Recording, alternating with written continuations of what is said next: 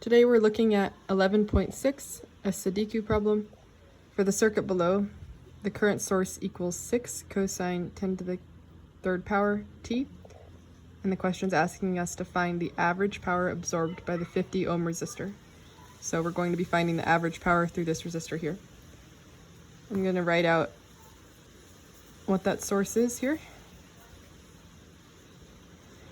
The first thing we need to do is convert this to phasor form. So we'll do that one element at a time. I'm going to redraw the circuit.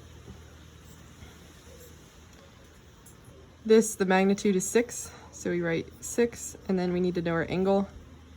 The form would be WT plus some theta after the cosine. And here we just have a WT. So we know our theta is 0. So we have 6 angle 0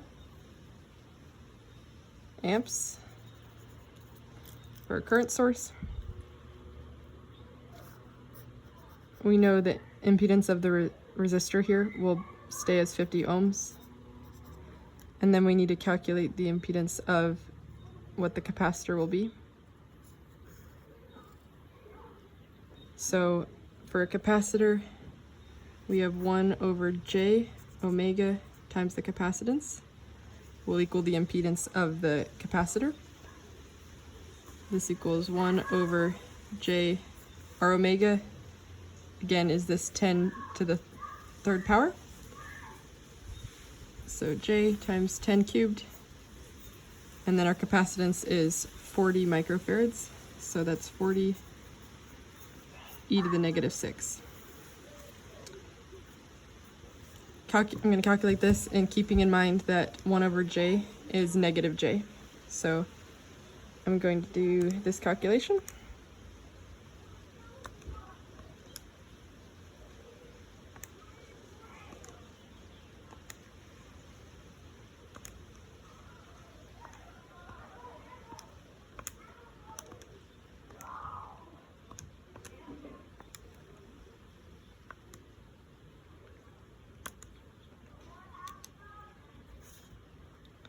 So this is giving me 25 over j, which is going to equal negative 25j. So I'm going to transfer that over here. Our impedance for the capacitor is negative 25j. This is a dependent source. We have nothing to change here. It stays 20 ix. We need to calculate the impedance of the inductor. So I'll do that over here as well. The impedance of the inductor is j omega L. So that's going to be j times 10 cubed times our inductance, which is 20 millihenries, so 20 times 10 to the negative 3. And if we calculate that, we'll get 20j.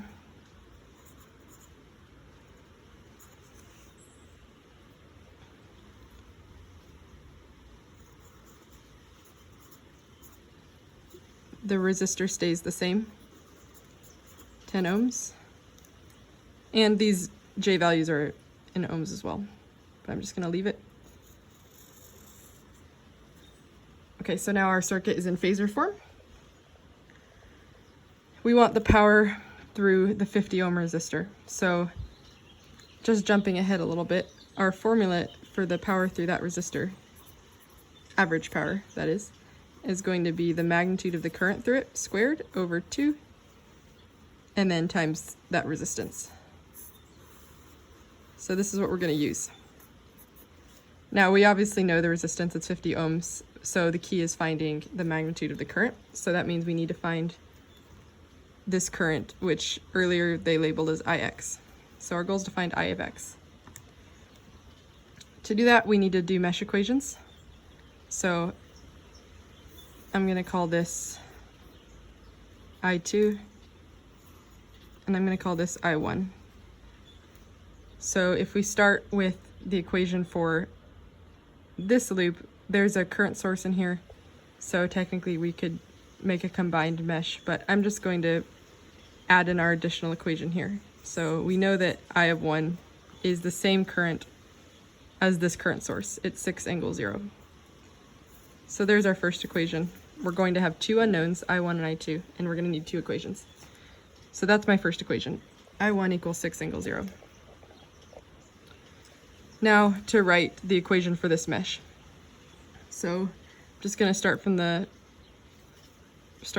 this point right here and go up. So that's our first equation.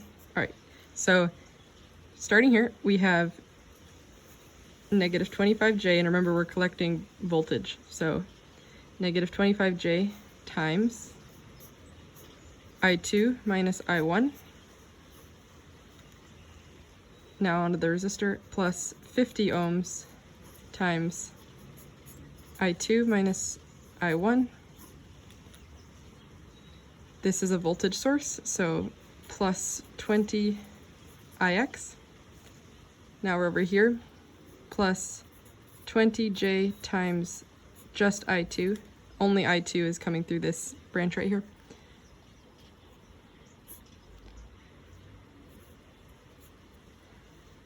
And then lastly, this final resistor plus 10 I2. This is all equal to 0. I'm going to start simplifying. Also, we're going to need to come up with another expression for Ix. So I'll do that in a moment as well. So let me start simplifying this.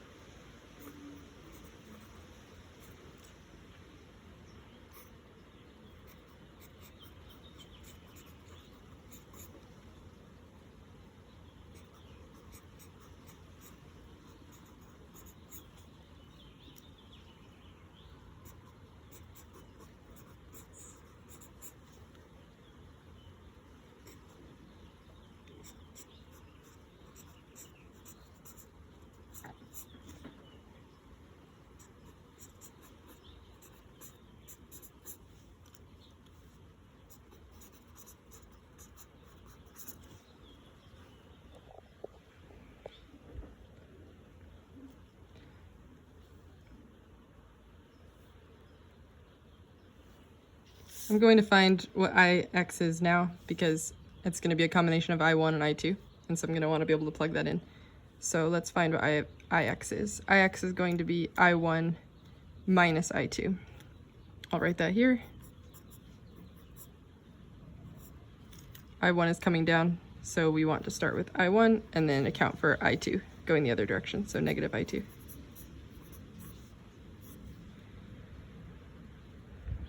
Okay, now I'm going to, let's see, this is going to become 20 I1 minus I2, which is 20 I1 times 20 plus I2 times negative 20. Okay, so this equals 20 Ix. All right, I'm gonna keep simplifying. So I'm gonna look at all my I1 terms. I have 25J I1, negative 50 I1, and then 20 I1. So starting with the real values, that's negative 50 plus 20 is negative 30 I1.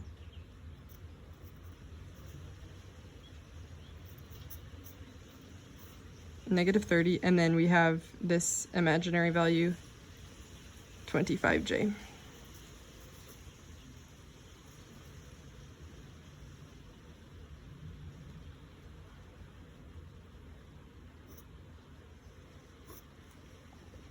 That takes care of I1.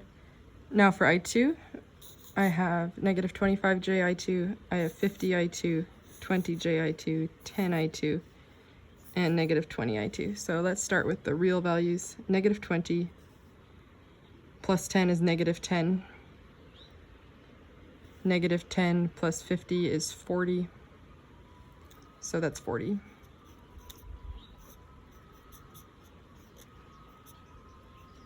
And then the imaginary values, negative 25J plus 20J is negative 5J. And that's it, so negative 5J.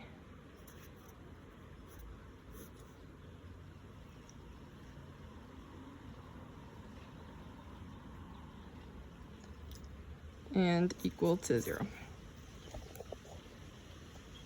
All right, now I have two equations.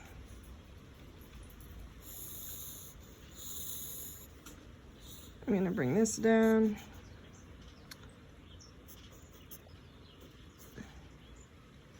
I'm going to sort of rewrite that first equation just so it's all clearly rectangular form and will be easier to plug into the calculator. Okay, now I'm going to plug these equations in. So I need to make a matrix. Go to edit. And you need a 4x6 matrix. Okay, I'm gonna start plugging in, so -30 and 25.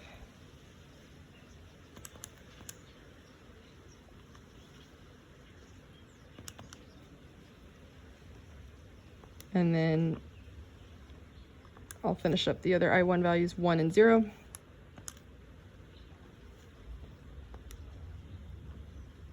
And then complete this side.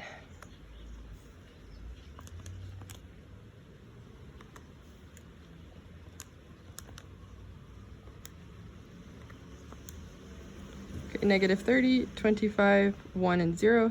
And then this should be the opposite of 25, -25. This stays the same. That stays 0, this stays 1. Okay. Now for I2 coefficients, so 40 minus 5j, so 40 minus 5. And then here I have no I2, so it's going to be all zeros. Oops, I must have hit something wrong.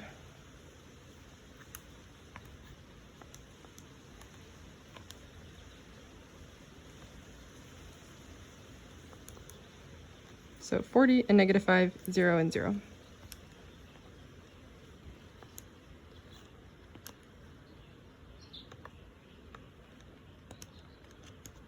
And this will flip the sign, so that's +5. Okay, now for our values on the right side of the equation, I'm going to have all zeros.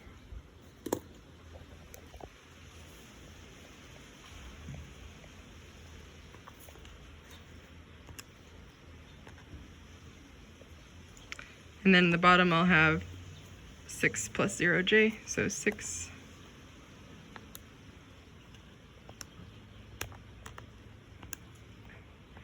Okay, I'm going to double check this. -30,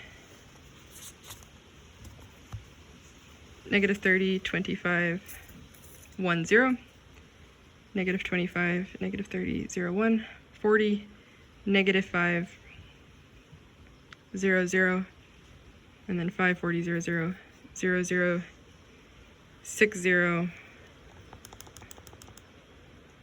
and 0, 6. Okay, looks good to me. So now I can exit this matrix, go to matrix again, go to math. Alpha B is going to be reduced row echelon form.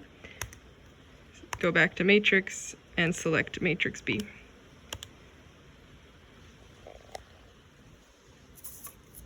Okay, and let's see what we're getting.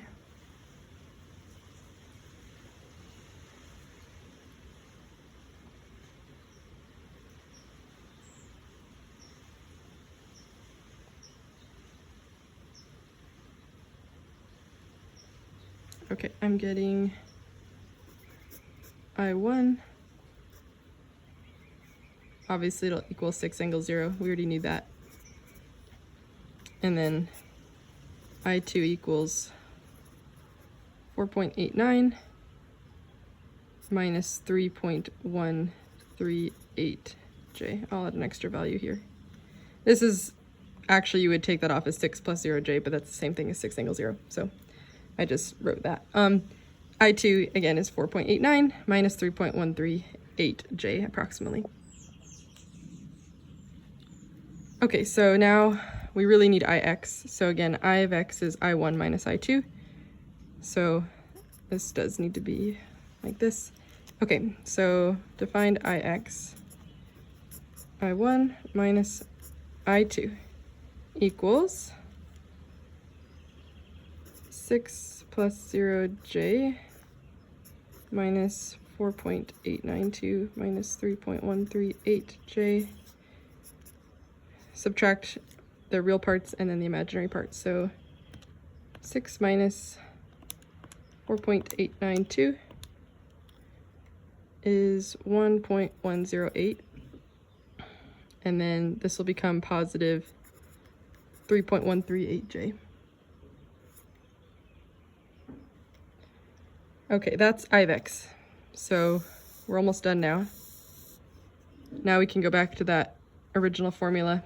I'm going to write it again. P average through the 50 ohm resistor is going to be the magnitude of the current through that resistor squared divided by 2 times the resistance. So we need the magnitude. So this is in rectangular form, so we need to get the magnitude. So that's going to be, I'll write it out. It's going to be square root of 1.108 squared plus 3.138 squared.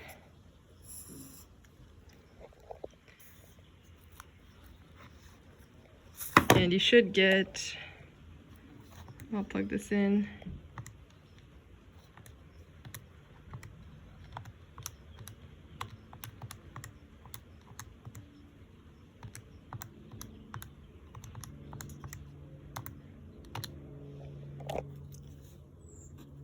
Should get 3.328 thereabouts, and that's amps.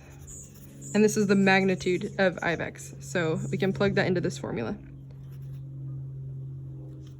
Again, this is going to have some angle, which I'm not going to calculate because it's not important here, but this is rectangular form. This is getting the magnitude, so if we found the angle, it would be the magnitude and then the angle.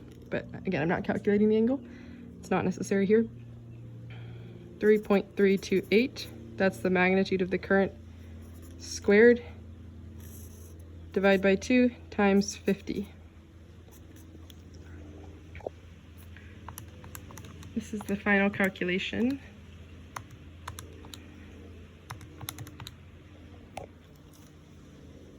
And you should get 276.89 watts, roughly.